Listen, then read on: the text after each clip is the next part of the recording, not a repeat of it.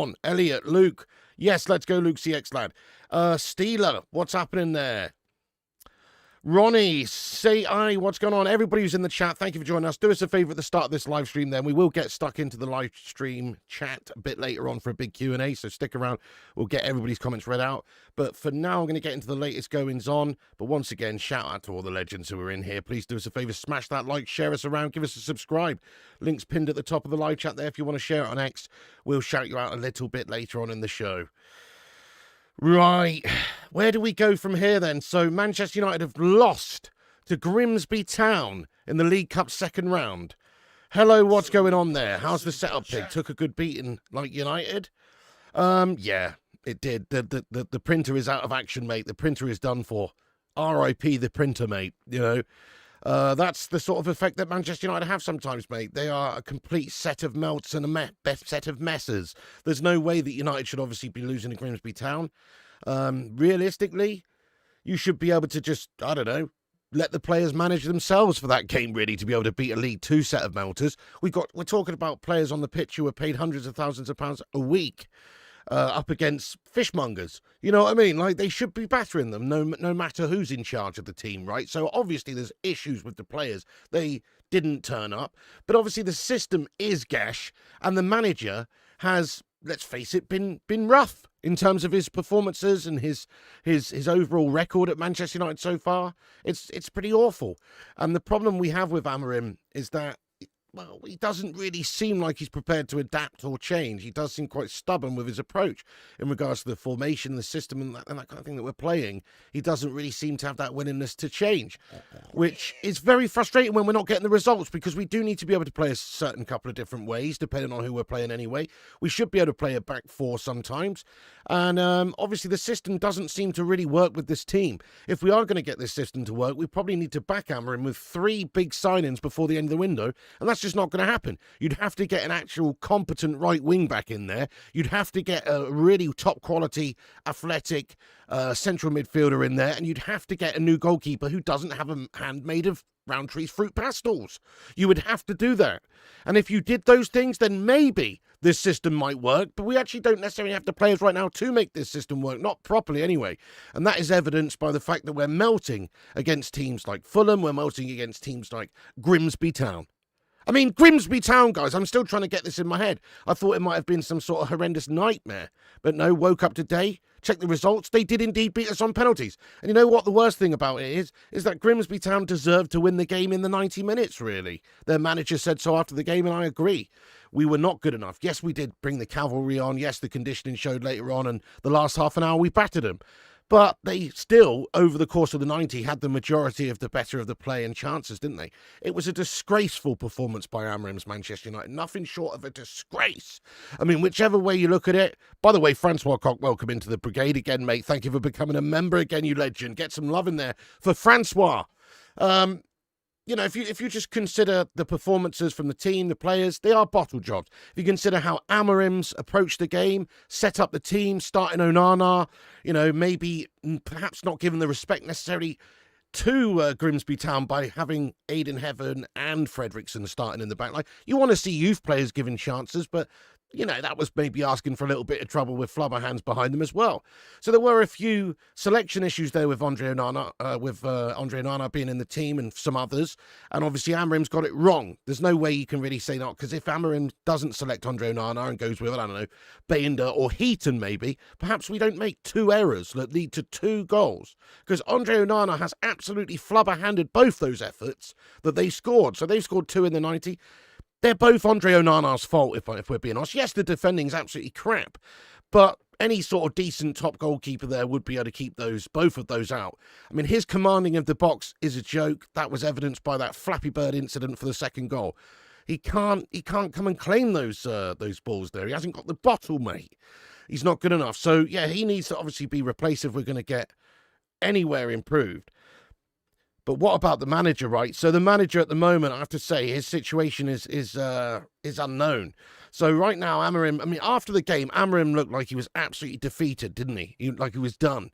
And during the game, he's in the dugout. He's checking out his Pokemon card collection. You know, in his folder there. He's skinning up on the folder, ready to fucking place one after the game after that atrocity. I don't know, but he seemed to spend most of the time in the dugout just looking down at his folder.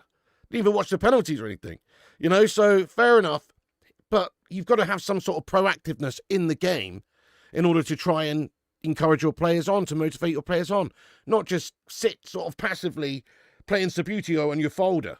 You know, that's what he's done. And I love Amorim. I think he's a heck of a guy. You know, really nice fella. But sometimes nice guys finish last. And nice guys, you know, that's great. But the most important thing is to indeed get the results. And he hasn't been getting the results. His performances have been awful as a manager. If we're just looking at the results, we know there's some reasons why previously this club is rotten from the top down. But Amorim has no doubt shat the bed since he's come in. I think that's fair to say. I mean, let's just for a bit of fun to the live chat here, let's get you giving your overall rating of Amorim's performance so far as Manchester United manager out of 10. So far, you know, he's been, what, in the job, I don't know, 9 months, whatever it is. Give us a rating out of 10 for how you think he's performed within his job role there. Give us your thoughts. Tom Stanfield, thank you so much there for the super chat. He says, great match. Onana, man of the match. Hope you keep him, Leeds fan. Oh, sickening. Tom, well, thank you for the super chat there anyway, mate. But, yeah, I don't know what you Leeds scummers are bantering us about, to be honest, mate. You're going to go down this season, my son. Ruddy Can't Game, how you doing? The Cinnamon, great to see you moderating legends getting in here as well. So, Viable Solution says 2 out of 10. Dante, you legend, he says 1 out of 10. Yep, 10. Hewlett-Packard Law. 2.5, 4.5, 2 out of 10. I mean, I'd give him a little bit higher. I'd give him a 3 out of 10, to be honest. Because he did get us to a Europa League final. Yes, we bottled it. But he did get us there. We also, yeah, okay. We have been shite in the league. Maybe a 2, actually. Maybe a 2. 2 or a 3. There's been some reasons as to why Amorim struggled so much. Changing the system, you've got to blame the hierarchy at Manchester United for appointing a manager who they know will be changing the system. Of course, they've had talks about his vision for the football club before he signed, and they've signed him based on the fact that he plays a certain way.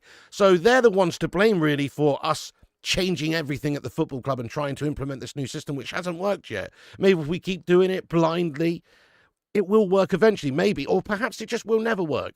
In which case, Amorim, I mean, he should be able to play some different ways anyway with different formations. As I was saying yesterday in the watch-along, a back four, like maybe a 4-2-3-1, or even 4-3-3, or even 4-4-2, with a back four of Dorgu, De Ligt, Yoro, and Mazrui. In terms of just the personnel, it sounds stronger than the shite that we've got at the back at the moment. So I don't know why he's not prepared to just mix things up a little bit, try some different things out. 2, 2, 3, 4. Yeah, fair enough. 1, 3. 10 out of 10, says Kington. No doubt a Scouser. 3, 2, 11. Fair enough. Well, obviously, he's not done well. If you just look at the results, he's not done well. And we'll get into some of the reasons for it. But Holy Pickle, thank you so much indeed for getting in over Super Chat. He says, if you support United and Bruno over Amorim, you're a fraud. It's YOU_RE, lad. But yeah, no, fair play to you. Listen, in regards to Ruben Amorim, okay, my thoughts on the matter is, he needs time, obviously. It's only been a few games. It would be pretty ridiculous to just react knee-jerk to a few games. But we had so much expectation. This was his time to prove himself. He did come in last season amid a gash season. He took us even further down, to be fair. But there was an understanding that we're working towards a greater goal, which is to change the way we're playing, get rid of some of the melters like Gashford and Garnacho and these guys, get new players in with better characters, and hopefully we'll be a better team, change the culture. Understand it's not easy to happen overnight. That is going to take time, isn't it? That is going to take a lot of time. So I feel for Amorim, but just the way he's carrying himself, like after the game and some of the things he said, he didn't fill me with any sort of confidence that he's got faith in the project himself. He also didn't fill me with any confidence that the players have faith in what he's trying to do. In fact, it basically seemed like, from what he was saying, that he feels like the players just don't really, appreciate what he's trying to bring to the table. They can't implement what he's wanting, or, they just don't want to play for him. I don't know what it is, but he seemed to allude to the fact that these players, are not prepared to play the right way. And considering he's been here for this time now, and there was an expectation after spending a couple $100 million on the likes of Kuhneman and Buemo and co, that we would be better this season, and for us to start the season the which way we have, it is a massive concern, because yes, we're only 3 games in and you've got to look at the long-term picture, but those 3 games have been pretty sus. I mean, against Arsenal, we were good, to be fair. Fulham, we were absolutely gash. And now we just lost on pens to Grimsby and probably should have lost in normal time. And we've got Burnley coming up. Any game at the moment's a tough game. You'd expect us to batter Burnley. But who would win in a game between Burnley and Grimsby? 9 times out of 10. Or 99 times out of 5. It'd probably be Burnley. They're a few tiers higher than Grimsby. Grimsby Town are a League 2 side. You know what I mean? So obviously, if we can get done by Grimsby, we can get done by Burnley. And so that would just mount the pressure just on him to an insane degree over the international break. And there's even some thoughts and reports that he might even consider walking over the international break. You know, he does seem like a broken man, like a defeated man. If you look at his post-match interview yesterday, you know, and the way he was carrying himself in the dugout, seems like he's maybe had enough. He's had enough of this melty club. He's had enough of the melty players. It's a horrendous task to be able to try and get this team back on track. It takes a special kind of manager, probably one of the best managers in the world, probably like a Carlo Ancelotti type. And even then, you're still going to have the toxic melts running the football club above. But obviously something needs to change. He said this. He said, if we don't show up, you can feel that something has to change. And we're not going to change 22 players again. So what's he alluding to there about having to change? You know, is it the manager? Is it the mentality, the way of playing? Obviously, you can't sign new players, can you? Yeah, so, and he also said this about the players. He said, I think the players spoke really loudly about what they want today. Something has to change. I'm not going to play. Yeah. So he said, I think players spoke really loudly about what they want today. What does that really mean? What does that really say? Well, it just says that the players don't really have the faith in what he's doing, it seems. You know, maybe they don't want to play in this system. To be fair, this system isn't working for us. And we don't want any division within the ranks, but that can be caused if there's not a full backing of what you're trying to do and what the manager's trying to do. I know it's a little bit knee-jerk, a little bit too soon to do that, but the results speak for themselves. We're playing gash. We're not a good football team. He has come in, he's got this team playing rubbish stuff. That has to be said. Sometimes managers go into football clubs and they turn it around within the matter of a few games. Sometimes instantly. Yeah, most of the time it takes time. Most of the time it doesn't even work out. They end up getting sacked. But a lot of the time you can see a manager go into a new team and improve them instantly. That's not an uncommon thing.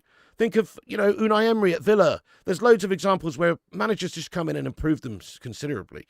So you have to say that a lot of it is on the manager and the approach and the tactics and the way they're playing. And Amorim's football does not work, or at least it's not worked with this set of players in this league and in this country.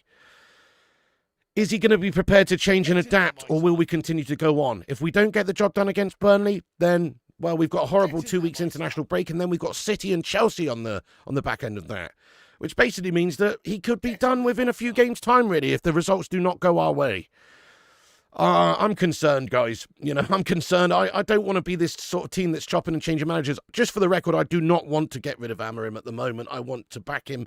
I want to give him the players, at least, to implement what he's trying to do. Or at least I want him to show some change and willingness to adapt before we just write him off. Because we've done this many times in recent years, and it hasn't worked out for us.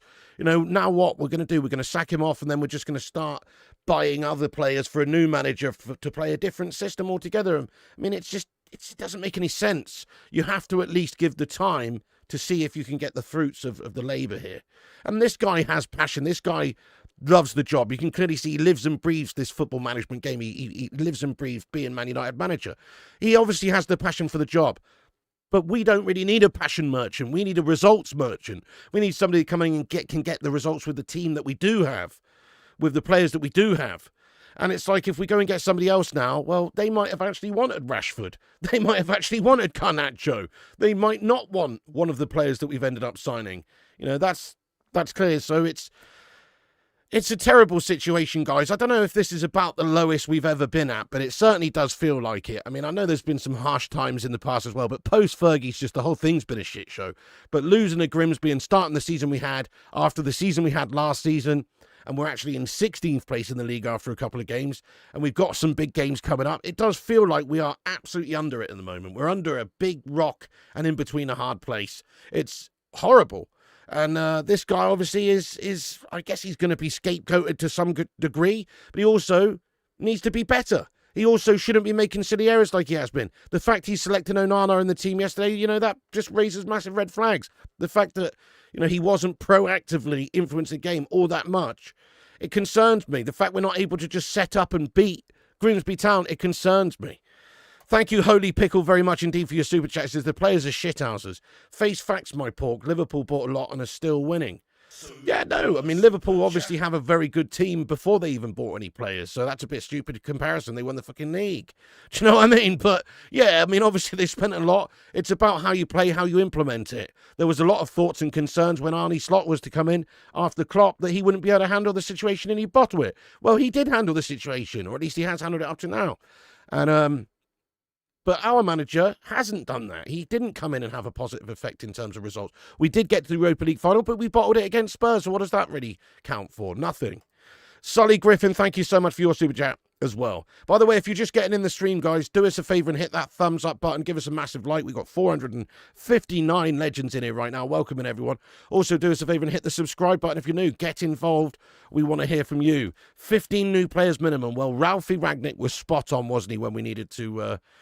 have open heart surgery when he said that. Bruno, a result merchant. I mean, Bruno Fernandes is a good, solid player, isn't he? But he is also a moany melter, and he also has some inconsistencies about his game. He goes missing in some games. He's a moaning melter, you know. Sometimes his attitude stinks. He's not the perfect captain by any means. No way.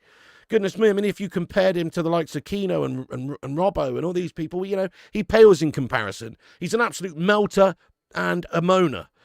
But he is a great player, but we're not seeing that at the moment. You know, the system doesn't really complement Bruno, to be fair. He should be playing, you know, more consistently further up the pitch, in all honesty. Tommy Boyle, what's going on, you legend? Nuno unhappy at Forest. Get him, for fuck's sake. Right, well, that's interesting. That is quite interesting. Whether or not we're actually going to make a change as Man United, you know, the club, I can't see it happening. I don't think they'll sack Amorim off. Perhaps he would leave over the international break. If we don't get the result against Burnley, perhaps he will actually leave.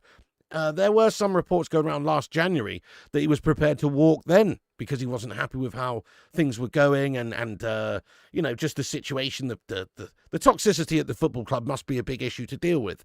It's so difficult to come in and get this set of prima donna melt bags playing. And like we said at the top of the show, we can blame Ruben Amorim as much as we want. And he is responsible, obviously, for how we're playing in this formation of the team and selecting players like Onana and these guys. But also, like we said at the top of the show, you should be able to just tell players to go out there and batter Grimsby Town, and they should just be able to do it without hardly any coaching whatsoever. You know, because they're pro players, they're top pros, they're internationals, they're the top level players. Surely they've got an understanding of how to play football. They've been doing it their entire lives to a very high level. So I don't see why they can't go and just dispatch of Grimsby Town. What it really comes down to, you know, is... yes, there's a bit of the heart and you know, or the formation and the tactics, I suppose, and maybe not having faith in that. But also the heart of the players was poor. You see the Grimsby Town players treating it like a, you know, FA Cup final, and rightfully so. They're playing United at Blundell Park. It's a once in a, you know, or twice in a century type fixture these days for them. It seems it's not going to happen very regularly, and they approached it as such, and they showed great heart and determination, and that's why they won. Whereas Man United just didn't go out there, show any real level of respect or any real level of quality. We don't know how to play. And we also just seem to have a bunch of melters in the team. I don't know, they just didn't really ever get going. Disco says he gave Onana one last chance against a League Two team and he shat it. It was against City, then I criticise Amorim. Hey, respect. So right now, I guess what it means is it's only going to further cement the reality that we are signing a new goalkeeper, that we're going to go get a new replacement for Andre Onana. He's proven that he can't do the job. Bayinder's proven that he can't do the job. We have two flubber-handed goalkeepers and old man Heaton at the club. Obviously, that's going to be our Achilles heel right now. And we've got a few Achilles heels, you know. But certainly that's one of them. Andre Onana is a calamity. Bayinder's also a calamity. Probably good enough to be a backup. But Andre needs to be... we need to try and move Andre on. Loan deal, transfer, whatever. Get him off the books. Get him gone. We don't need him around the place being unhappy because he's not the number one anymore at United. So he needs to be moved on. I don't know why he was selected in this game, but maybe you're right, Disco Dave there, lad. Maybe you're absolutely spot on that he was just giving him one last chance and he shat it, so now that's it. You know, he shouldn't have been playing, in my opinion, but now after what's happened, you would think that's sort of forced Man United's hand in regards to signing a new goalkeeper.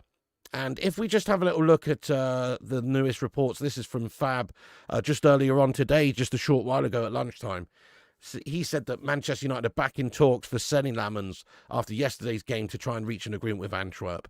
It's a work in progress. Negotiations are ongoing. So we're getting Lammens, it seems. The discussions have been taking place for a while now between United and Royal Antwerp. Also, personal terms have not been an issue. They've already been agreed upon. And now it's just obviously for the teams to reach an agreement, the clubs to reach an agreement. We are getting a new goalkeeper. It is Senne Lammens. He has got to be better. He has got to be better than Andre Onana. But also sometimes, guys, the grass isn't always greener on the other side. This guy's a Belgian Pro League melter. I keep saying it, but this is not the greatest signing we can make right now. Maybe it will turn out to be, but it's a gamble. It's a risk, just like Sesko's a gamble and a risk, or Hojlund was a gamble and a risk. And Hojlund has turned out to be Gashmus Boyland, and Benjamin Sesko so far, well, looks like he could be, I don't know, his name could be Rasmussen Seskhorst. Rasmussen Seskhorst. Some sort of hybrid calamity between Wout Weghorst and Rasmus Hojlund. Rasmussen Seskhorst. You know, that is not what we need right now, guys. We should have perhaps gone and got somebody with some proven Premier League goal-scoring prowess. We talked about people like Visser. We talked about people like Mateta. We talked about people like Ollie Watkins. You know, and I'm not saying Sesko's going to turn out to be bad. I think he's young. Obviously, he's coming over. It's difficult. The team's playing shite. It's difficult. But he's not looked very good so far, has he? I'm a bit worried about Sesko, to be honest. He's looked pretty gash so far. Let's just say how it is. He's had a few games. That's his first start, so we're not going to judge him too soon. But I am concerned. See, if you go and get a player that has a lack of experience for the task at hand, you're asking for trouble. You know, I think Kuna and Buemo, regardless of the fact they missed their penalties last night, are going to be good experienced players for us because they've proven themselves in the Premier League already. They scored 35 goals between them last season in the Prem. So they've proven themselves there. Whereas these other players that we're looking at, you know, Lammens, he's only proven himself playing against a bunch of, you know, combine harvester drivers, to be fair, over in Belgium. And that's not very convincing to me. His stats are amazing, but I reckon if you put Andre Onana into a Sunday League, his stats would improve too. You know, because obviously the level of opposition matters significantly. Yes, his shot stopping's great. His commanding of the box looks great. He's a big unit. He's only 23. He's getting better. He's certainly highly regarded. And that's all fantastic. But it wouldn't be the first time we've seen Manchester United sign a player with a big potential for them only to turn out to be a complete melt job. So I am a bit concerned. You see, I think Man United should go for somebody way more experienced in the goalkeeper position right now because that's what we need. We need somebody like an Edwin van der Sar when he came in. We should be going for somebody like, obviously we've mentioned Donnarumma, that's not happening. That's going to be City's player because we're a bunch of melt jobs. Also, you know, players like Diogo Costa probably out of our price range. But these are the sorts of players, really, that we should be going for rather than going for a youngster who may or may not be the next De Gea for us. Or even De Gea himself would be a fantastic addition to the club right now. Somebody with experience. He's only 33, 34 still. He's a top keeper, great shot stopper. What you need is someone with safe hands right now, not someone with flubber hands. So even that would be a great signing. Somebody with experience, somebody with, you know, the ability to do it at a top level consistently. You know, Senne Lammens, don't get me wrong, I want Senne Lammens. I think we should sign Senne Lammens. But the thing is, Senne Lammens is a gamble, and I'd still rather see us get rid of a couple of goalies, sign Senne Lammens, and sign an actual number one. Because Senne Lammens could well be the number one for us, but he also could come in and lose his place to freaking Andre Onana if things don't go to plan.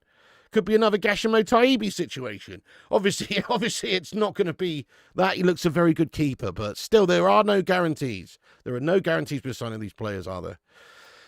Oh, Benjamin Sesko. Yeah, there you go, you see. Benjamin Sesko. I mean, he does look a little bit sus at the moment. Let's just, let's give him plenty of time. He does need plenty of time, but big issues there. It could turn out to be, Gashmus Boyland-esque. Must be bad pig wants to crawl back to an ex. Honestly, David De Gea is a great player, and we should have never got rid of him, you know. He's like one of those exes that you should have never have stopped seeing, mate. If that doesn't make any sense because they're all. I didn't know. Yeah, that doesn't make sense. But you know what I mean? Like he's just like one of those. He's one of those players that we should have never got rid of. It was only Erik ten Hag being a complete meltbag. Is the reason why David De Gea is still not a Manchester United player and still being successful at the club. He was a great keeper for us. Anyway, I would take him back in a heartbeat. But yes, I do realise that it's a little bit strange. So the goalie position needs to be addressed in the next 2 days. We're coming up to the end of the transfer window now. You know, it's slammed shut literally in a few days' time.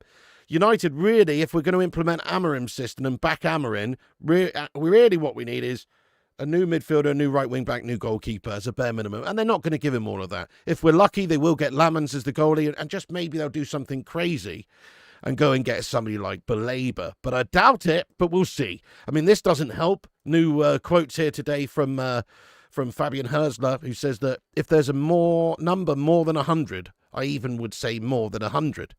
Brighton boss Fabian Hojlund says he's 100% confident that Carlos Baleba will remain at the club.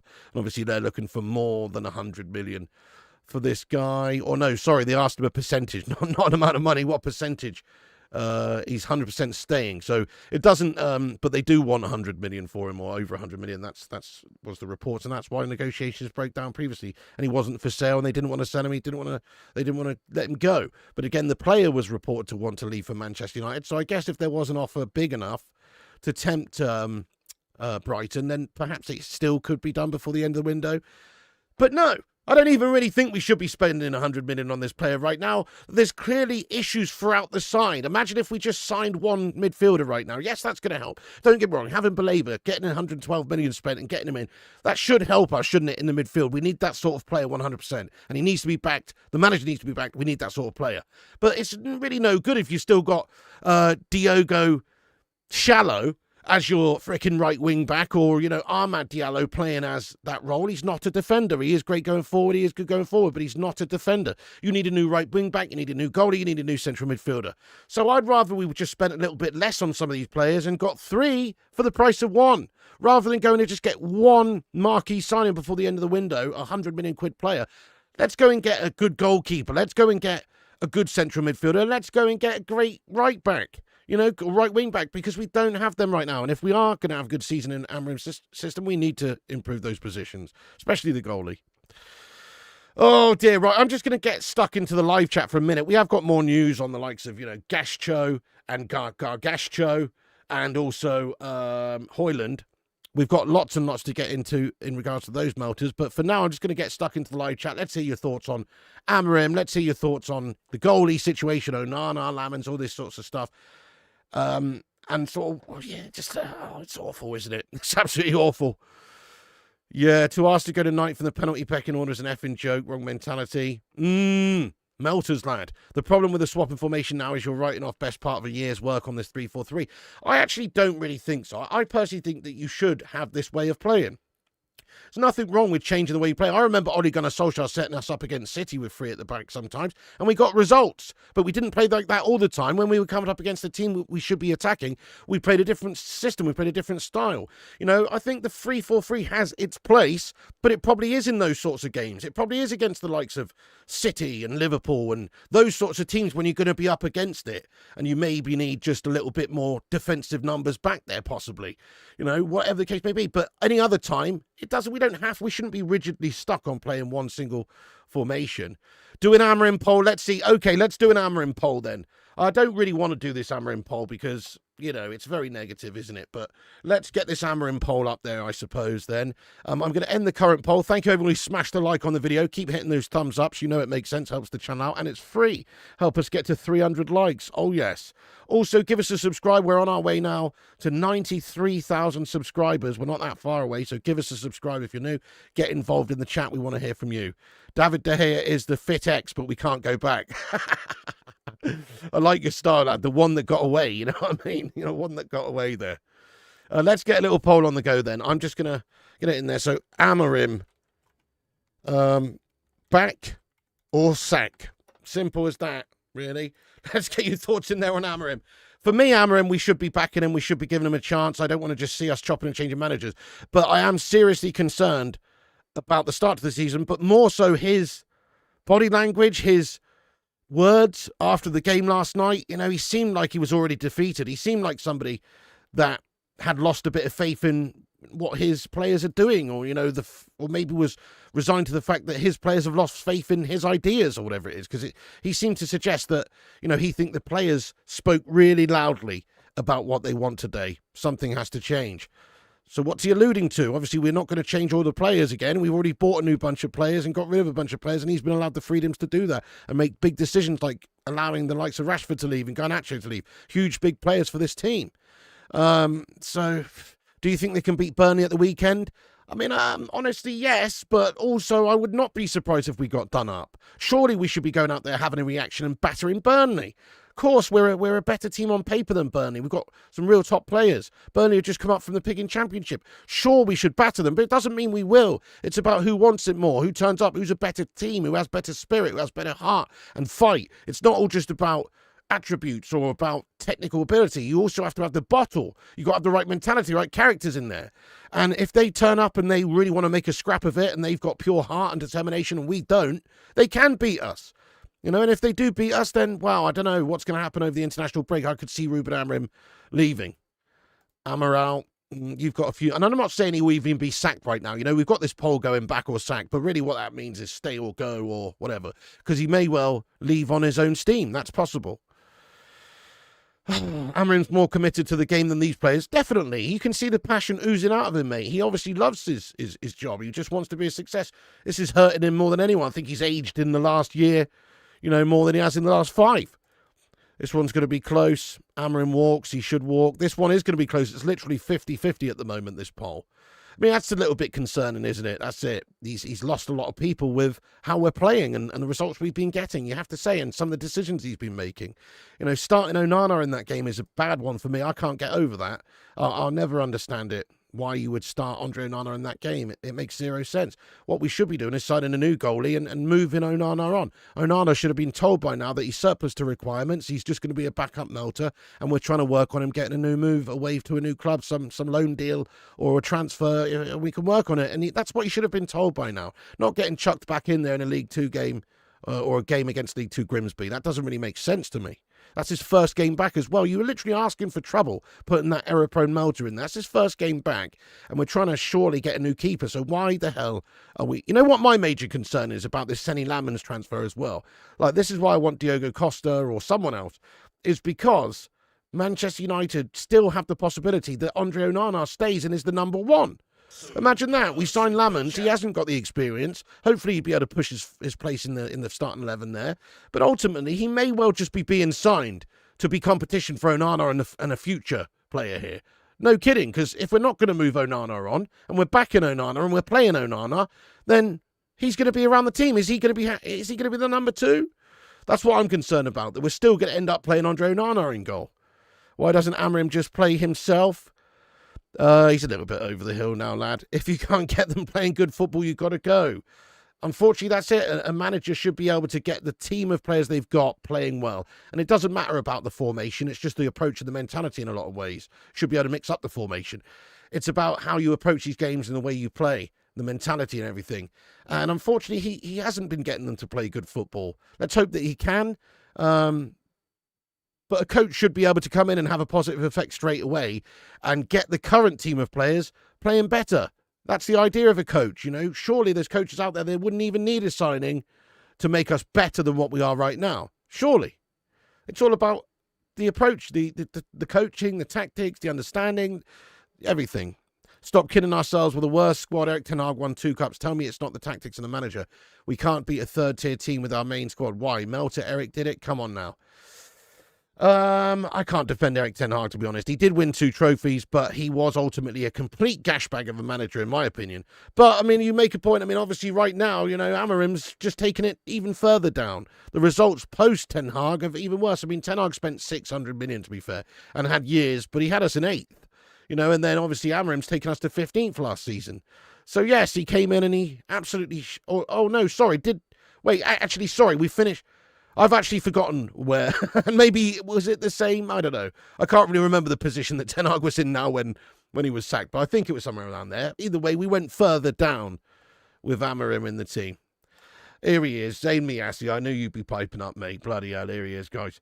Zayn Miassi with a super chat, though. Thank you for the super chat, Zayn. He says, Sesko struggled with Grimsby. Tough it will be for him in league or not. Yeah, Yoda. Very tough. No, it is going to be tough for him. It is, especially when he's not getting the service. He didn't really get much service yesterday, did he? It's not like he was getting loads of chances and spurning loads of chances. Yeah, he was just out of the game, wasn't he? He was isolated. It was crap. He looked rubbish, you know. He just didn't really look at it.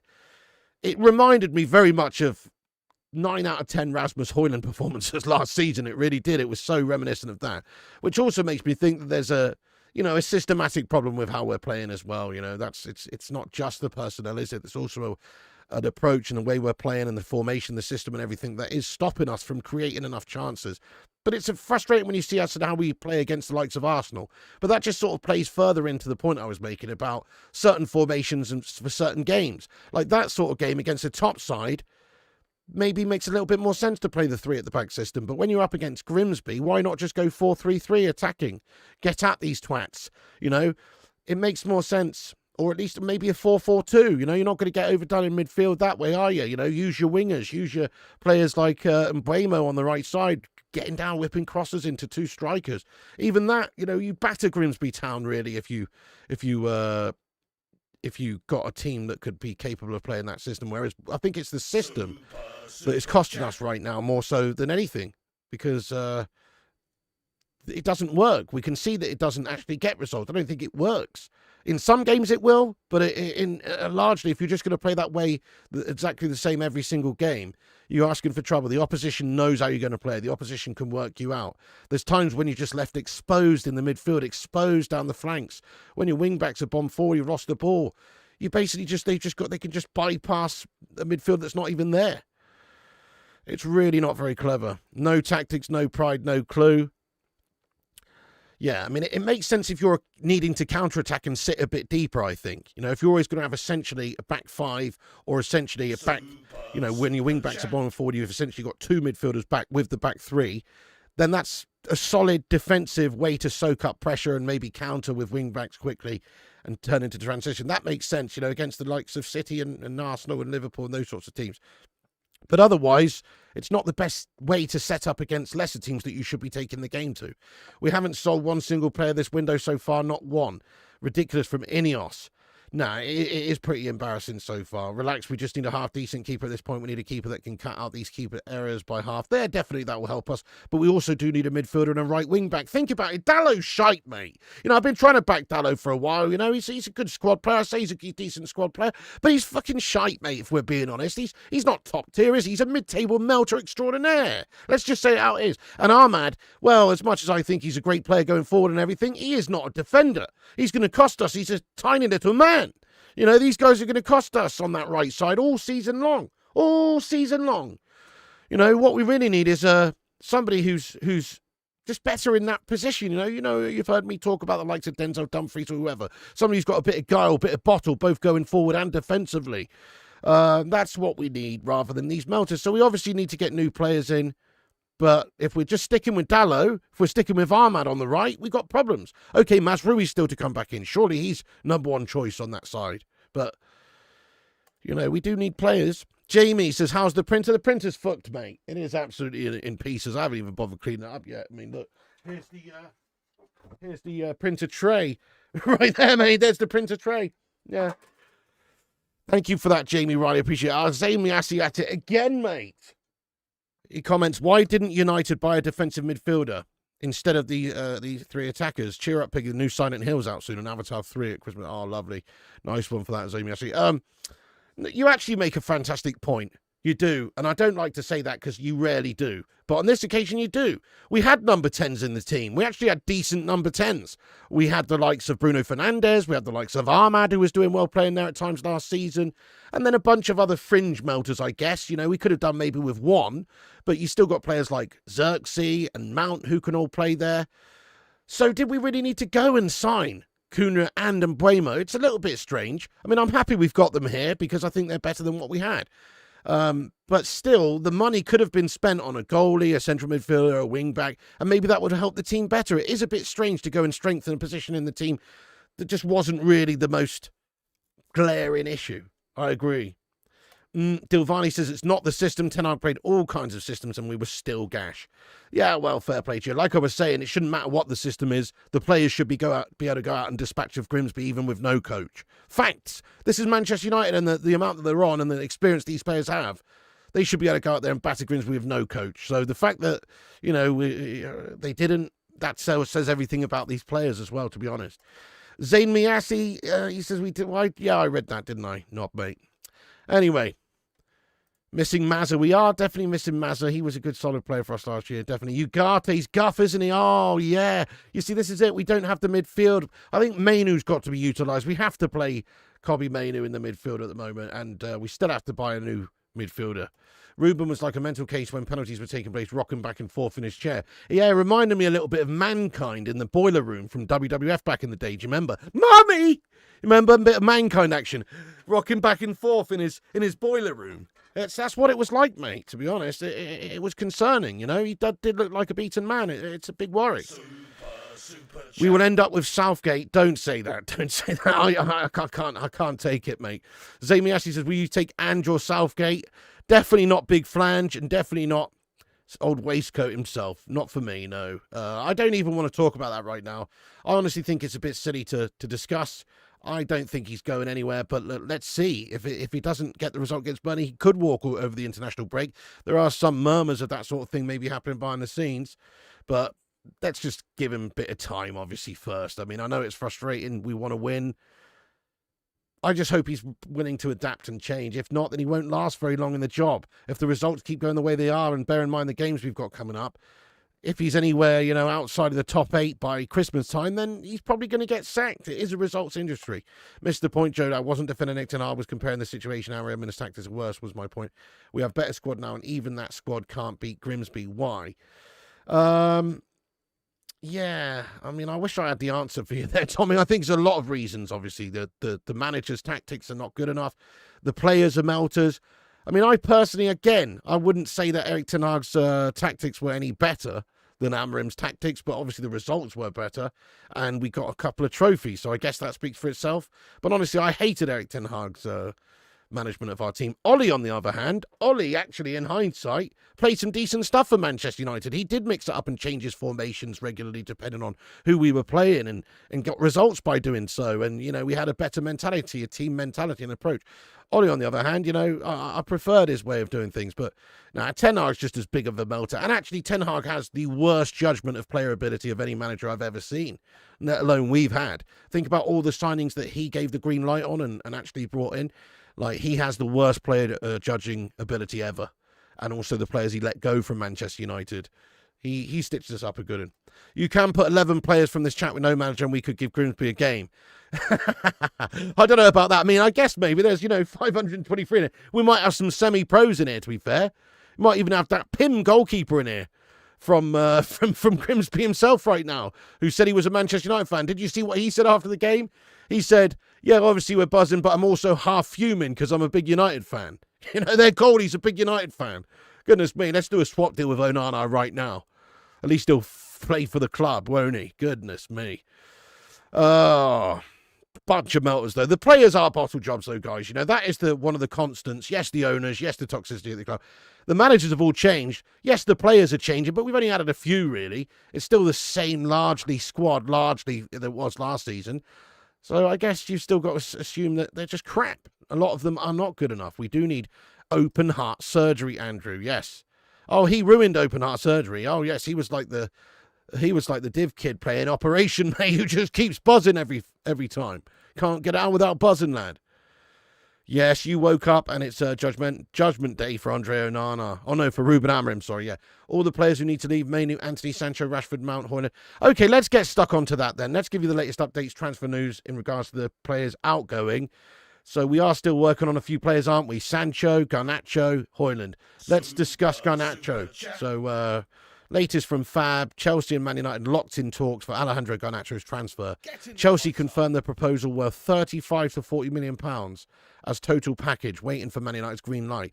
The deal will happen, just a matter of time, as Garnacho only wants Chelsea. Here we go soon, says Fab. Am I the only one that thinks this is an absolute joke that we're not getting 50 or 60 million for this guy? We paid them 60 mil for Mason Mount. We're seeing Madueke and players like that going for over 50 million. How the fuck are we not getting 50 million for Alejandro Garnacho in all seriousness? We've got to be the worst selling club in the land. We usually blame the fact that these players are on big wages, but he's not on big wages. I guess he is a big twat, and that makes a difference, doesn't it? His mentality sucks. So maybe his price tag has just been cut down because of his stinking attitude. But even so, if we end up getting 35 million for him, we are a complete shambles of club. We shouldn't even sell him for that. We should loan him abroad or let him sit on the bench and rot. Not the bench, the reserves, and rot. If we can't get more than that for him, it's an insult. Honestly, if Chelsea just want to end up paying 35, 40 million and we accept that deal, we're a joke of a football club, honestly. After the prices that have been paid for many different players, what we're going to do, we're going to give them give a rival team a good player there, a good young player, 21-year-old with huge prospect, even if he is a twat. We're just going to give him for 35 million. Why? We don't need to do that just because he only wants Chelsea. Oh, you only want Chelsea, do you? Well, you're contracted to Manchester United. We don't have to accept any bids. You can rot in the reserves, lad. Or you can be willing to go somewhere else and play out on loan in Italy or wherever for a season, which doesn't affect us in any way. And then maybe you can get back in the Argentina squad, you melter, for the World Cup. But right now, you are not going anywhere unless we get what we want from Chelsea. So the player power is somewhat with Garnacho there, because the reality is if we can't sell him, 40 million or 35 million, I guess, is better than a kick in the anus at the end of the window. But only just. It's an insult. Grimsby wouldn't accept an Onana swap deal. That's a fair point, Nihilus. No, you're absolutely right. I don't think they would. Cheers very much for your super chat there. I think you're absolutely spot on. They wouldn't. Thank you, Adam Acosta, for subscribing to the channel. Appreciate you. Yeah, if you guys are new like Adam Acosta, hit the old subscribe button. How many subscribers are we on? Let's give you the old update. Shit the bed. We're on 92,818. Sick stuff. Give us a subscribe if you're new. Thank you, Adam. A lot of overreaction here. You all need to calm down. Oh, yeah. Cake there. That's rich coming from you, my son. That is rich coming from you. Should be minimum 60 million, precisely. How much do you think we should be looking for Garnacho, live chat? I've got to say 60 million is the number as well. To Chelsea, I'd take 45 or 50 million from Napoli or someone if he's leaving the league and we don't have to hear from him again. But if he's staying in the league and he's going to play us twice a season, they're going to have to pay us 60 million. Hold out for 50 million. Yeah, he can go for a box of tea bags for all I care. The thing is, he's going to go over to Chelsea and what? That's going to help them out, isn't it? In a few years' time, it'll probably be worth a lot more. They're going to benefit from the deal. Yes, I guess we'll have maybe a sell-on clause. I guess that could be factored in. So right now we're hearing that, they want to pay 35 or 40 million pounds. I guess it depends on the clauses in the deal as well and the extra add-ons and things like that. But the total package, about 35, 40. However, if they included, a 50% sell-on clause or a 40% sell-on clause, that makes it a different deal, because in the future you expected to get some good money. But there's no guarantees on that. He could just leave in a free. So, we should still be looking to get as much money as we possibly can up front for him. Yeah. 50 plus 7 in add-ons, 50 mil at least. 50 minimum. Thank you, Tommy Boyle, for putting a link to the Patreon in there. Yes, if you want to support the show on Patreon, there's the link right there. Get in there, you legend. Let's face it, losing the European final to Spurs was a sackable offence in itself. I mean, I was surprised we even got there in the end. You have to remember the shit show that he was taking over. We did get there, but yeah, we should not have ever lost that game. That was a disgrace. Ten Hag wasn't great, but he got us to 3 cup finals in 2 seasons, won 2 of them, got a 3rd place finish in first season, received a far worse treatment than Ruben Amorim. What? Yeah, you can't argue with that. But he did spend 600 million in doing so, and he did get rid of some of our best players and sign a whole bunch of shit players. So it's not all rosy. You know what I mean? It's not all rosy there with Erik ten Hag, but he does deserve some credit. I mean, he's the manager that had Rashford playing the best stuff. The season that Rashford got 30 goals, that was... that was Erik ten Hag managing him, wasn't it, in ten Hag's first season? So, yes, he does deserve some credit. He did win us a couple of trophies, but I still think what an awful manager who really did send us down the river when it comes to talents. Got rid of a few great players, signed a whole bunch of shit ones, pretty much. That's how I view Erik ten Hag's legacy at the football club. Yes, we did get a couple of trophies, fair play to the lad, and that will be remembered. But what will more so be remembered is just how much he set us backwards. I just want him gone at this point. I'm not arsed. Yeah, you don't like 3-4-3, whatever it is. It restricts everything. I'm not a fan either, lad. Anyway, so Garnacho to Chelsea is looking likely, but we shouldn't get bent over on this deal. It's an embarrassment of a figure. When he's on 50 or 60,000 pounds a week, this is an embarrassment of a fee. I would understand it if he was on 200 grand a week. You got to factor that into a deal. But if we end up getting 40 mil for him, I'm going to be fuming, especially after all the money we pay for players and all the money they pay for other players.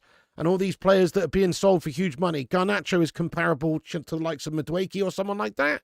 So how the hell is he worth a lot less? In fact, if you look at his stats, he'll be better over the last couple of seasons. I'm always sure of it. Yes, his attitude's gash. That's got to be factored in. Right, let's also talk about Sancho. So Sancho, yeah, okay. Sancho, whatever. We're not even going to... He's just a twat, isn't he?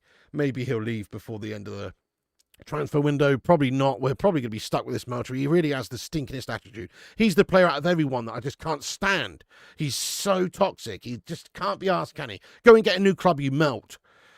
Anyway, let's... yes, as I say, also, Baleba is expected to be linked still with Manchester United, but Brighton are confident that they're going to be keeping him. The main story of Manchester United's transfer window for the next few days is probably going to be Lammens. Senne Lammens, talks underway again. United back in talks there with Royal Antwerp to try and get a deal done after that shit show calamity performance from Andre Onana. Surely that is guaranteed we're going to sign a new goalkeeper. I like the Senne Lammens transfer, but I don't love it. I want somebody who's more experienced with better quality. Right, so that's the latest sort of goings on, guys. You know, Sancho, Garnacho. Sorry, I forgot to mention Hojlund. Rasmus Hojlund to Napoli. I don't think I've got the graphic on the screen for this one for some reason. I'm just looking for it, but I can't see it, which is gash.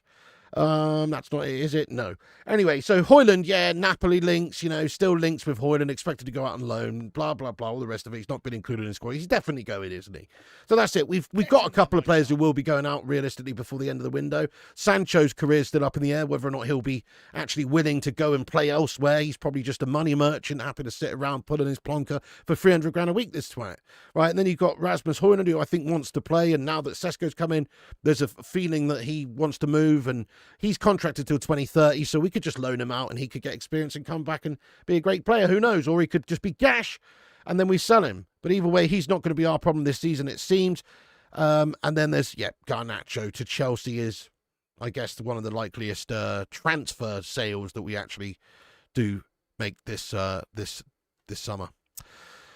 Gasharama, right, let me just go and check the latest transfer news, and in doing so, over on X, I'm going to have a little look at who's reposted us over there. Thank you to all the legends that have reposted us. By the way, we're only 6 likes away from 300 likes. Banging turnout today for our afternoon show here. Thanks for joining.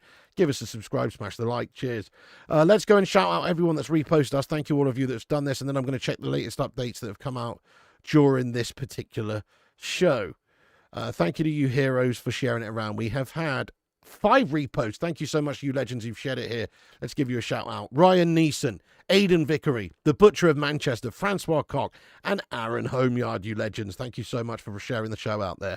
Right, I'm just going to look at all my sources here on X real quick, see if any of these journos have said anything in regards to Manchester United transfer dealings or anything like that while we've been waffling away. Fabian Hersler said he's 100% confident Carlos Baleba will remain a Brighton player. Yeah, we've already discussed that. But that is linked to United. There's nothing much more. Xavi Simons is in London, told talks about his interest in going to Tottenham yet. Okay, yeah, nothing else to do with Manchester United. Anyway, let's get stuck into the live chat now, folks. Thank you all of you for getting in. We're going to read all the comments out now, have your say, get your thoughts in there, and let's be having you. Proper shite times, though, at the club. I think it's fair to say. Stressful times. We're playing like absolute crap. Amorim's up against it. Amorim seems like a beaten man. Is he going to even be here in a few weeks' time? That's what I'm worried about. It sounds a bit dramatic, bit reactionary, but if you look at how he's carried himself after the game, it does beg the question, is he going to be here very much longer? His body language was terrible. The words that he spoke basically saying that the players don't seem to be playing or doing what he wanted, you know, or essentially alluding to that fact anyway, is a real issue, isn't it? You know, he says if we don't show up, you can feel that something has to change, and we're not going to change 22 players. And he also said, I think the players spoke really loudly about what they want today. So with their performance, you know, we lost to Grimsby. No more to be said, precisely. De Gea should be kept. Onana's a mistake. Yeah, well, that's the biggest one. But there was other mistakes as well from that Ten Hag mug, like signing, you know, obviously Malacia, Anthony and Hojlund and all those players, but also getting rid of others like Scotty McTominay at the time.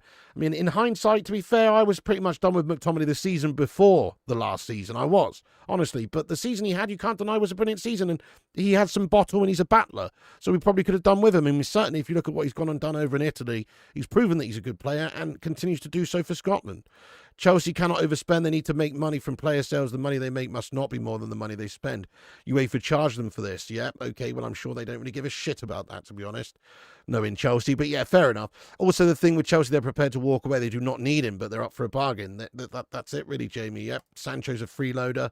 Fabian Barthez was a flop. But honestly, with Garnacho, I wouldn't sell him to them for 40 million. I'd rather him rot in the reserves and teach him a lesson and set an example than us get 35 million for him. I feel like we can sell him to someone else in a different league for just as much as that, and then he's not coming back to bite us. Surely a Napoli or some team somewhere, and if we're just outright saying you're not going to Chelsea, mate, or you're rotting, surely he's going to be prepared to then go somewhere else, you would think. Supporting United these days is just cardio for the heart rate monitor. Yeah. Gajendran Sudarsan says Man United needs Big Sam to steady the ship. Oh, no, you hate to say it, but we would have beaten Grimsby last night with Garnacho in the team.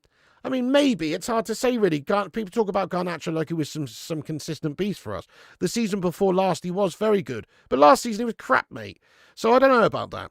Another couple of seasons and the players will learn the Amorim system. Oh, my God. Sancho wants a payout from United for a move to another club. Yeah, he's a proper money merchant, mercenary melter. You're getting a Sancho costume for Halloween. Thank you, Ricardo Robinson, for subscribing, lad.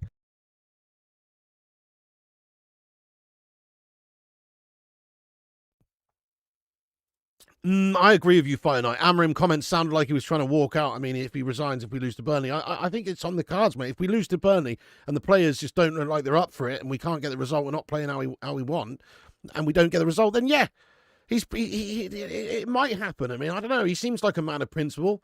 He seems like somebody that might just walk away from the payday. Even you'd be better than Onana. You would have punched the ball away for their second goal. I was actually a decent keeper, mate, honestly. And the first goal, mate, honestly, at the near stick, I'm sorry. At the near stick, he shouldn't be getting beaten like that, Andre Onana, for that first goal either. Nobody against True Christian would ever wear a Man United top. Oh, come on now, Chris. Calm yourself, lad. The guy has already turned two of the most statistically impressive players, Kunin and Mbeumo, into ghosts within a few games. What a terrible coach. I don't think we can say that, Warbzo, lad. They were very good, actually, against Arsenal, weren't they? And to be fair, Mbeumo scored a lovely goal yesterday. That was a nice goal, and he's looked lively in all the games, really. Cunha, I guess these guys are just still getting going, right? But they certainly haven't shone. I mean, Mbeumo's looked very good, but they haven't shone too much. But ghosts, I don't think we can say ghosts, mate. No one's saying it. I mean, obviously they missed the penalties, and that's what we'll remember last night, but Tommy says, no one's saying it was rosy under Eric Ten Hag. We are comparing it to Amorim. We are worse under Amorim. This is the point. I can't stand this formation and stubbornness and lack of willing to adapt and adopt.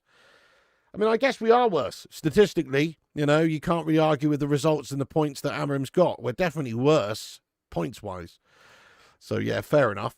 At least we've got the FA Cup to play for. Only difference is I do give Amorim some slack because he took over a mess mid-season. He didn't want to come in mid-season, right? But now, obviously, it's on him to perform in this new season. The difference is Eric Ten Hag obviously had a lot of time and a lot of resources to do the job. But to be fair, he did get us back on the right track sooner, didn't he? That's the thing. Imagine United with players like Bentancur and Sarr in that midfield too. Great shout. Yeah, well, we said it. Paulinho's another one as well from Spurs. Paulinho would have been a great addition to United's midfield, and we could have gone and got him for very cheap, but we didn't. Grimsby would take him on loan. Oh, what do you think about Sesko being the last outfield player for penalties? Yeah, I think he's probably a bit of a bottle job, mate. I don't know if he's actually changed his position or he's... Yeah, I don't really understand that, mate. Forgot Anthony existed. If Anthony come back, I'm buying a season ticket to throw pennies at him. Play 4-4-2. Simple, right? Well, not a lot of teams play 4-4-2, but some variation of it, maybe. I feel like a 4 at the back is probably the way to go. I don't think we play well 3 at the back against lesser teams. Maybe against the better teams we do all right. But against the lesser teams, we need a more dynamic formation that's going to be more attacking. But also, we have a lot of good shape. And when you've got 4 at the back, then generally... all these players mostly have played 4 at the back most of their careers. They know how to play 4 at the back. We need to sack Amorim and bring an experienced manager that knows the club like Mark Hughes. Kristen Pym from Grimsby was decent, weren't he, mate? Let Grimsby warm up for City next week. We should let this Belgian keeper go Gala, then City keep Edison, and we'll go all in for Donna. Well, that's my ideal, lad. I don't understand why people don't want Donnarumma. Yeah, I guess he wants loads of money. But he's worth it. He's a top-class keeper. He's one of the best in the world. And he should be paid like one of the best in the world, and I would go and get him. Nothing more cringeworthy than a Brazilian striker. Why is that then, Sheeny? Never heard of Romario, mate? Never heard of Fat Ronaldo? No? You what? Never. Potentially nothing better than a Brazilian striker is what you mean. Brazilian strikers is awesome, mate. think the United felt pressure to get a new manager. Not many were available, and he was new, successful hipster manager. Yeah, I mean, it's very similar to the Ten Hag situation. Ten Hag was doing very well over at Ajax and in the Champions League, and, I have to say Ruben Amorim was doing really well at Sporting and doing well in the Champions League. So you have to say there's a lot of similarities there. Do you think coach players is at fault, not just yesterday's result, years back, or is it the board owners? It's everything you just said, Jonathan. Definitely the owners are toxic and awful, but the coach has to coach the players, so the coach and his tactics and formation and everything and his managing of the team is all in question. And obviously the players, they should just be able to turn up and beat Grimsby without a coach. So it's all of the above, man. The issue lies with people who fork over money to the Glazers and those who support Sir Jim over Bin Salman. Hey, fair play to you, Gaius, lad. I mean, I have to agree to a degree, certainly that's it. It's if they had a toxic environment, potentially they'd be more likely to leave. Oh, Matthias, what's he going to change, Piggy? Well, I'd like to think that he's willing to change the formation. He probably won't, but the approach then, the system somewhat, we have to obviously learn. We have to change and learn.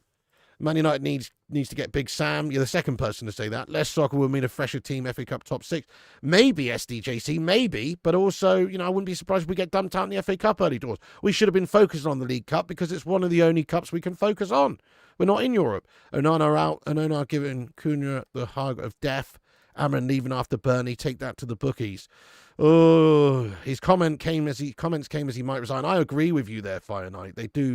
They sound like comments of a man who's thinking about it, who's maybe lost his head or his head's gone with the task. Sesko not wanting to step up to take a pen. What's he hiding from? I know, that's just bottle-worthy, isn't it? Swap a centre back for a midfielder and play forward at the back. Job done, results will improve. Amorim can't see that. Well, fair enough. I'm with you. I think we do need to change that out. I mean, I've said the back four of Dorgu, Yoro, Delict, and Mazraoui sounds a lot better than anything else we've got at the back right now. Good shout. Grimsby keeper did more last night. I've seen Onana doing 2 seasons. He was very good, yeah. Very tough times indeed, as so many players are also not playing well now. Confidence is in the shitter, you're right. But, this is it. This is why you need characters to try and step up now and prove yourself. Got a feeling that prick Richarlison will be here soon. Oh, hell no. Thank you, Stephen Donu. Much love to you. Yes, United are indeed a calamity. Alex Core, you legend. Nothing to play for this season. Now relegation battle to look forward to. Well, I just hope we batter Burnley and then we can go into the international break on 4 points, which is really not great. 4 out of 9. However, it's a lot better than 1 or 2 out of 9. If we're on 1 or 2 out of 9, then, we are screwed for the season. Signing Ronaldo sank the club. Things were going quite nicely before then. And Sancho came in the same window. That screwed us as well. If we sack Amorim or we walk away, then who will we get then? Wish I knew, mate. I mean, I could see Ole Gunnar Solskjaer being given a chance. Maybe I could see Ruud van Nistelrooy being given a chance. Somebody who's got a connection with the club. But in terms of like an experienced manager, I mean, that's a great question. It's really a tough... you're gonna get your people saying your big name managers like your Ancelottis and Allegris and all these people, but they're not really available. McTominay was always better attacking. Too bad they wasted him. As with Mata, Kagawa comes to mind. Plenty of others. Yeah, definitely. We definitely didn't see a lot from Kagawa, did we? Mata was very good for us, but yeah, it could have been even better. Cunha and Bryan shat their pens. They did. I mean, that's just a pen. Okay, fair enough. They're missing their pens, and these League Two melters are scoring theirs. So something's wrong there. But that happens, It's a pressure of the moment. I don't know. I mean, it's a bottle job, obviously. Results speak more louder. Scammer, got more games than points. That is a disgrace. Yes, Warnock would be better. Do you think coach players at fault? Oh, I read that, didn't I? Moved the club to Manchester, New Hampshire, and joined the MLS. We probably find a way to bottle that as well. Chelsea don't care about finesse. They consider it a cost. Oh, fines, sorry. Not finesse. It's not Eastbourne finesse. Chelsea don't care about fines. They consider it a cost of doing business.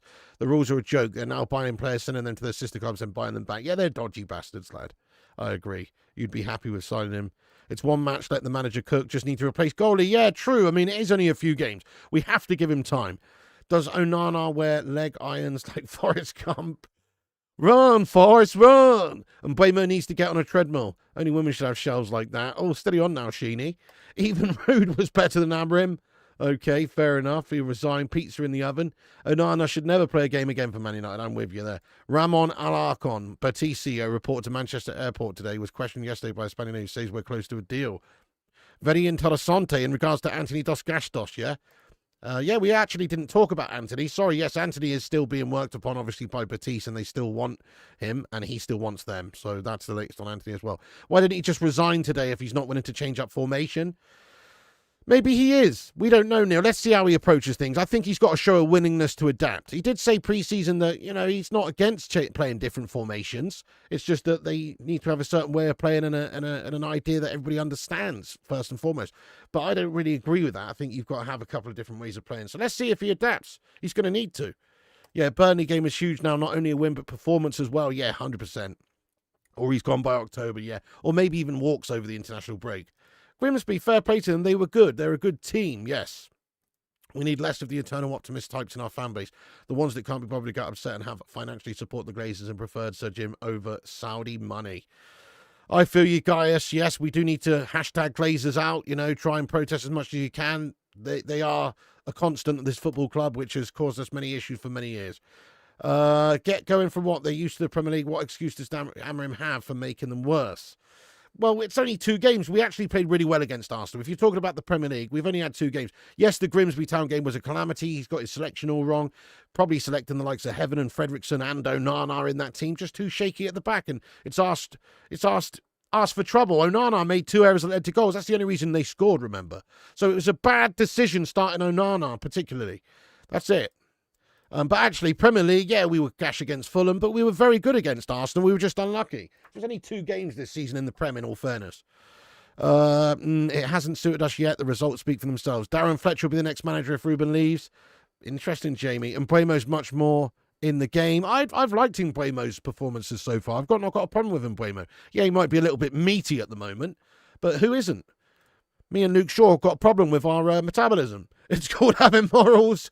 Yeah, you've said that 8 times now, Jonathan Ventura, in the chat, and I've already answered you, Jonathan, lad. I've already answered you, mate. You're going to have to stop putting it in there, lad. Rude would do well. Waistcoat incoming. Glasner. Should have signed Thomas Frank. Well, he is a good coach. Martin O'Neill and Roy Keane. Interesting. Very shocking to watch Grimsby fans mocking Mbuemo. Yeah, what the hell, man. Would rather no manager than Southgate. Don Carlo's the only person you'd bring. Can't get him right now, but feel you. Royston Maurice Keane. Love that. Oh, I know. I've already done this joke. I did this joke, Mark Aldrich, lad. You guys need a team builder. Amorim tactics make so many players play out of position, it will never work. Potentially, Kingslayer. The idea was he was supposed to be building a team to play a certain way. He still needs a right wing back, central midfielder, and a goalie to do so, if you ask me. He needs to be backed. Ineos have shown they are very stats focused, whatever it is on laptop, so it will only be another one. Ruben. Xavi, well-known United fan. The only reason fans don't want Southgate is the theory would do better than Amorim in 3 months. No, it's not, because we don't want some boring Dross Melter who doesn't have a winning bone in his body, lad. We had 2 to take that Carabao Cup series. That was a way into Europe. Yeah, precisely, Mr. Beckton.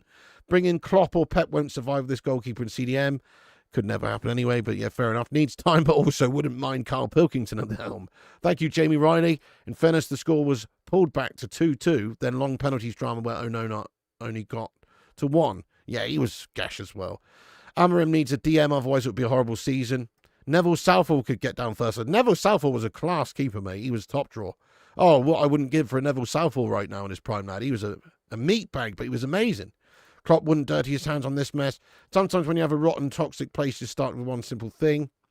True, it was all Onana. That is the main reason why we lost the game. But also Amorim did put him in the team, which was a crazy decision. Yep, goalkeeper, absolutely. You need a goalie and a DM and a right back, but most important for me would be the goalie. If not for Onana, we would have won. You're right, Heed. You're absolutely right. Hope he plays 4-3-3 against Burnley. Yeah, same. Or 4-2-3-1 or 4-2-4-2 or just something different. Glazers out. Would love to take Belabor. Yeah, me too. But they want so much cash for him, don't they?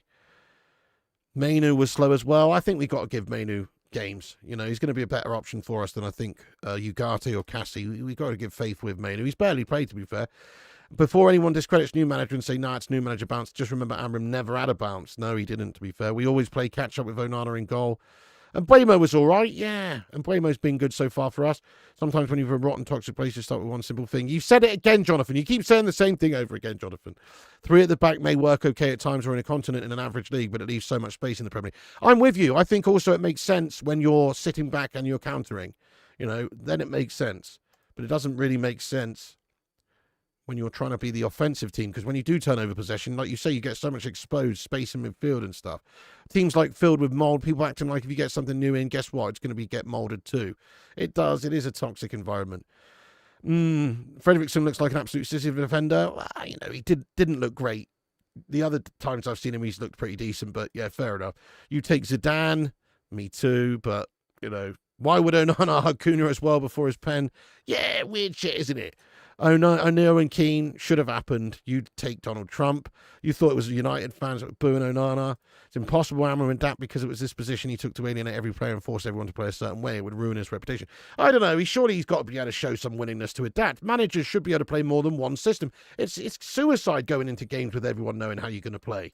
Ruben's formation's the same as Jose Mourinho's park the bus formation. That's it. That's the one. Or Ollie's park the bus formation. When Ollie went up against City at the empty ad, we play that sort of system, but not all the time. And Onana just didn't look confident at all, even in the penalties. Nah, true. Yep, well, it's not very common these days, but I'd definitely give it a try. Moneyball football doesn't work. Hasn't worked so far, has it? Onana now in Man United history books matching Peter Schmeichel. Oh, come on now. When do the FA Cup fixtures get released? That's a good question. Not sure. Mainu doesn't suit at all Amorim's tactic. No, not really. Maybe he would do it at 10, but we've already got all those number 10s. Palace player back 3 as well. Fair one. I mean, to be fair, a bunch of different teams do. It's not all just about, it is about also getting them to play well in that system. I've said it many times. It does not matter what system you play. You can get a team playing great and you can get a team playing shite. There's no reason why 3-4-2-1 cannot be a success, but it's not being implemented properly and the players aren't playing well in this system. Maybe we don't have the right players for it, or maybe it's just not being coached to a good enough standard. But there's no reason you can't have a hugely successful treble winning 3 at the back playing side. Of course you can. It's not about the system. A lot of the time it's about the approach, the mentality, and obviously the coaching is massive. I said give him time. I can't remember saying that, but, me personally, I've been off Onana for a long time. Well, thank you, Polo. I appreciate you watching it, lad. Burnley 2-1, 4-1, 4-1. I like it. Yeah, that could be decent, to be honest. Onana, that's what they were playing yesterday, wasn't it? Onana's ego were making believe he had a good game last night, saving the 3rd penalty. Oh, he had a shocking game, though. He knows that. Look at his face after the 2nd calamity. He knows. It's not in the scrapyard yet, but it is broken, George, so it will be. Ten Hag was better. Statistically speaking, you can't really argue with it. It's like a disease, but I'd really dislike Ten Hag overall approach at the club, I must say. You're going to try 4-1-4-1 on FIFA. What was the slander with Mbeumo and Sesko? I have no idea, mate. They've only just come in and they've actually looked all right so far, particularly Mbeumo. I'm going to give him a big chance as well. Bob Bradley for United. What about Bradley Bob? Yeah. How are you, Pig? The players don't play and perform. I'm doing okay considering we just had one of the biggest embarrassments we've had in recent times. No, I know. Oh, I know. Listen, it's a combination of things, but we have to try and allow the manager time to work, obviously. It's only a couple of games in the season. Let's not just panic just yet, but it is a disgrace of a start to the season. If Ineos backed him properly, Mourinho would do well here. Great shout, Reece. He should have got given the players he needed in the end. We always seemed a little bit short, just like this summer. We signed some big players, but we still need a couple of key players in certain areas, and we're probably going to go lacking in those areas. 100%, no, they don't want to do that, Neil Crode. I'm with you. We should have got Donnarumma, though. Amorim has way more than a pre-season with these players. There's no excuses. System's poor, not working on a constant level. We can't coach. He's not getting them to play well. I can't disagree with whatever you're saying, bud. I can't. He should be getting them to beat Grimsby. Pleasantly surprised that Slabby wasn't bad last night. Slabby's always pretty solid for us, to be honest. So how much more time these days? Then again, we were playing Grimsby. 4-4-2 has won everything. Yep, it has. But, I think if you look at the teams that opted to play a 4-4-2 last season in the Premier League, I think 4-4-2 was utilised. I saw some stat, 5% of the time, which does tell you a lot, that the game has moved on a bit from that, and a lot of teams don't play 4-4-2. But I wouldn't be against it. United need, teams like Atletico Madrid over in Spain, they've played 4-4-2 a lot over recent years and stuff to some good effect. It's good, solid defensive. You've got those two banks of four, but you've also got a good ability to transition, particularly down the wide areas. Yes, I agree, 4-4-2 is the best formation. Your local heroes, Lincoln City, got a home draw against Chelsea next round. Can't wait to be fair. Oh, that's awesome. You're going to go down there, don't you then, Tommy lad? Less than a year and Amorim's already looking for a decade older. The problem isn't the manager, it's elsewhere. Other than the obvious Baleba, which other athletic CM do you feel could have an instant impact? Yeah, well, there's that lad we were linked to, isn't there? What's his name? Begins with G. You know, the lad over in La Liga. I forget his name now. Gory or something, but it's not. He's a player that's been linked. Me, personally, I like that Edison lad. Players like Palhinha would have been a good one. Obviously, we haven't gone and got him. He's gone to Spurs. Yeah, Richard Rios was another one. He went elsewhere, they didn't. Players like that would have been good. I'm just trying to think off some of the top of my head, but it's difficult. But yeah, it's probably somebody like we just mentioned. That last top 4-4-2 was Leicester when they won. Yep, Slabby, slow as fuck. He is. Would you take Ed Woodward back? What are you asking me? Nice one. The Cake Cadet. Oh, yeah, we got a Grimsby item in it, have we? Yeah, fair enough. I bet that was a great old time, eh? United should play a back four of Shaw, Yoro, Delict. I don't know about Luke Shaw. Why would we play Luke Shaw ahead of the likes of Dorgu? Luke Shaw's bang average, mate. Never backed a manager 100% since Fergie. You back Amorim, oh, I bet. Yep, Levin Slabbies would be better at the moment. Yep. Only concern is that the job proves too big for Glasner. Interesting. We should play 4-2-3-1 with the 3 as Cam. Yes, good shout. With you 100%. That sounds really tasty, doesn't it? Yeah. Since you become a United fan, I've never seen United win titles or play very well. Gave me anger issues. Yeah, you know what? You know what I kind of like, actually, in regards to a 4-2-3-1 with United is that it gives you... Okay, Amorim probably doesn't want to play like this, but what I'd like to think that Man United could do with a 4-2-3-1 is to have a defensive unit and an offensive unit. So you have basically the 4 and the 2, or at least one of the 2, they're tasked with just basically defending most of the time. Sure, the wing-back's going to go forward sometimes, but they're the defensive unit. And then you have your offensive unit, and the idea is to transition from the defensive unit into the offensive unit. The offensive unit would be players like Bruno and Mbeumo and Kuna and Sesko and all these guys. And you're almost working in 2 different mini teams, if you know what I'm saying. Sounds like that wouldn't really make sense, but it does, because you have a team that you've just got different phases of your team, basically, rather than trying to do everything moving up the pitch in one tandem, sort of setup, which doesn't seem to work. You have a defensive unit tasked with defending and an offensive unit tasked with attacking. Doesn't sound complicated. It's not revolutionary, but why not? Why not? Not particularly bothered that we lost the League Cup. It's guff anyway. It's not important. Fair enough. But, the loss against Grimsby is a confidence wrecker and also an embarrassment. No, you can't keep on sacking managers every year. No, we can't.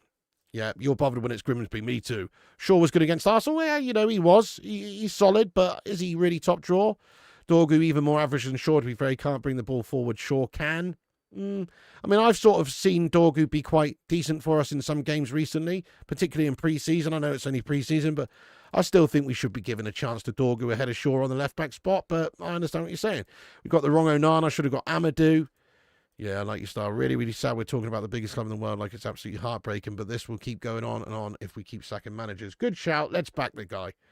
Good shout. 4-2-3-1 going backwards. I guess if you want to look at it that way, but it is a very common formation these days for a reason. Ruddy, you have a great day as well. Thank you. That's who I meant. Sorry, Agume. Yeah. That's who I meant. Agume. Not what did I say? Goru. Isn't that fucking character from Mortal Kombat? Goro. I meant Agume. Yes. 4-3-3, 4-2, something a bit different. I agree. We should absolutely try. First season you remember as a United fan in 05-06 season when we finished second one in the League Cup, and that was considered a failure at the time. I know, Reese, yeah. It was at the time. Hey, Glazers, please leave our club. Did that lost to Grimsby make the newspaper headlines? I can only imagine. I haven't had a look today. Reports United board are lining up a replacement. Amorim will be sacked. Yeah, I don't know about that, James, to be fair, but we'll see. Goumet definitely worth a punt. I agree. A lot cheaper than the likes of Baleba. Neil, these players don't care, so you shouldn't lose sleep. Fuck them. Fair enough, Kate Cadet lad. I respect that. Right, let's read a few more comments out. We have been on it an hour and 20 minutes. That's probably too long. So we'll wrap it up in a moment, but I'm just going to read a couple more out. I would send Onana to Alaska, give him a last season with his own players. He's got to be given time. Agree completely. 4-2-3-1 is perfect for quick ball progression. The fullbacks get more help when defending. Precisely. And really, if you have two proper CDMs in the double pivot, that is where you can, that's how you're going to have defensive joy with the personnel we've got now. Whereas if you've got somebody who's really expected to be box to box and go forward, it does expose you a lot. Whereas if you're playing with a front four, essentially, which would be like Bruno in the cam, maybe, and Buemo on the right, Cunha on the left, and Sesko up top. Something like that. Obviously, maybe not, but something like that. That does mean that you can focus on the CDMs being CDMs. Let the CDMs focus on being CDMs, you know what I mean? Pass and move, play the space work, team, keep it simple. No, we don't. We literally only have a plan A, and the plan A is actually a plan F. We should have been beating Grimsby with hands tied behind our backs. Totally agree. Paulino would get killed in double pivot with Amorim. I think Paulino would have been a great addition, mate, because he's just a combative ball-winning midfielder, He's got to be better than what we got right now. Have to admit, at least it was the printer last night and not expensive China. We are the R-truth of English football. You back Amorim, but he definitely needs to produce some results. 100%. Doesn't matter what we do, it's already a 12-year curse. The owners are proper scum, yes. Absolutely. Good shout, Kate Cadet, I agree. Coro, you don't care about how boring or exciting we play as long as we get results. Thank you, Superstar. Thank you for listening to me. It's been therapy for me also. Oh, Giggsy would have smashed it in any formation like that. A 4-3-3. A 3-4-3, sorry. Yeah, but it wouldn't have been ideal for him, would it? He was a flying winger early doors. Giggsy doesn't get the credit he deserved, though. He would have been brilliant playing in a 4-3-3, I think, or a 3-4-3. You're expected to be a bit more central sometimes as that left cam, aren't you? He wouldn't be playing the left wing back role for us. That's the thing. That's like playing Ahmad at right wing back. Doesn't make sense. Giggsy is an attacker, really. Yes, okay, he could get back and put in a shift and he was up and down that wing, but Giggsy was a flying winger. That was his task. So 3-4-3 wouldn't really fit Giggsy perfect, no. Yeah, the players was in at 7 o'clock this morning at Carrington. I heard that Amorim was in at 7, but the players were in at 11. That's what I heard. Is that wrong then? Stubbornness, never a good trait. Beckham would be lost in 3-4-3. Yeah, again, it's not ideal, is it? No, not really, RK. No, please do watch it back though, mate. Sesko equals Rasmus Mark II. Then I wouldn't Edward because I'd know it's just a few games, but he might well walk, and who knows what the board will do. When we played 4-2-3-1, we played 4-3-3. We've never played 4-2-3-1 with cams, 3 cams and 2 CDMs. We've played obviously 4-2-3-1 with the wingers, yes. Obviously, but Buemo can play wide, and Buemo played right mid basically last season there for Brentford, didn't he? And Buemo can play wide. I see what you're saying. Obviously, we don't, that's where like a Rashford or a Garnacho would be on the left wing spot for us in a 4-2-3-1. We'd have to play with like a Cunha on the left, which isn't ideal, is it? So I see what you're saying. Why do we play Bruno 90 minutes? Oh, Bruno. I like Bruno, but he is an infuriating individual, isn't he? Bruno didn't play 90 minutes last game, by the way, but, formation is irrelevant. Players have to match up, beat their opponent, keep it simple. It will be Disco Dave, yeah. Really, Alicia? I'm not so convinced, but, fair enough. Going down, your pub side could beat Grimsby. It's shagged. You don't want to watch a boring United? Yeah, fair enough. Garnacho Chelsea deal closed. Ben Jacobs. Oh, we got a report from Ben Jacobs that the Garnacho Chelsea deal is closed. Right, well, anyway, we're going to wrap up this stream now, folks. But thank you, everyone, for getting in here and getting your comments in. You can always come back afterwards and get your thoughts and opinions in. Make sure you smash the subscribe button if you're here for the first time. Click the red button down below that says subscribe. Also, smash the likes on the stream. Come back after, have your say. Big ups, David Jubb. Courtney French, what's going on? Yeah. Ryan Adams, Reese Gallagher, James Cairns, Neil, the Cake Cadet. Shout out all the mods like Tommy and Cake and everyone. Big ups to all the members. Printer's shagged, mate. Printer's shagged. Thank you for joining us, though, guys, and I really appreciate you all. Hit that like button, subscribe, smash the bell icon for notifications. Look, if there's any big breaking news in a bit, like Garnacho sold to Chelsea or United signed Lammens or anything like that, we'll jump straight on. So make sure you're subscribed and click the bell icon for notifications. You can also follow us on Insta, Facebook, Twitter, TikTok, Twitch, and Kick. at Flying Pig United. All the links are in the description there. Check out the sponsor of the video today and also the rest of the sponsor for the rest of August, which is Match Bingo, 18 plus, UK only, gamble aware. Links in the description, or you can scan the QR code on screen. Legends: Paul Jones, Wayne, Kingslayer, Courtney, Dino, Square Window, Sam, Courtney, and everybody else as well. Great chat as always. Shout out to the community for getting involved. It's a shit show at the moment at United. Amorim's up against it. Who knows? With his attitude displayed after the game, he may even walk. Who really knows? Let's see how things go. All I know is we have to smash Burnley and then hope for a bit of good fortune when we come back after the international break, playing the likes of City and Chelsea. So very, very tough times for Amorim and us fans and everyone at the football club, really. It is a disgrace, though. We can't beat Grimsby. Big times, big changes need to happen. You know, Lammens is probably coming in, but we definitely need a goalie, central midfielder, right wing back, and even then, we still got some systematic issues, probably. I'm not sure if what we're actually doing is working. I don't think it works in English football. Not to the same degree it does on the continent. So Amorim needs to adapt and be prepared to change. Otherwise, he's not going to last 2 minutes, is he? That's it from me. Have a great day. Thanks for watching. And remember, Piggy loves you. And also remember, when the seagulls follow the trawler, as this is because they think sardines will be thrown into the sea. Thank you very much.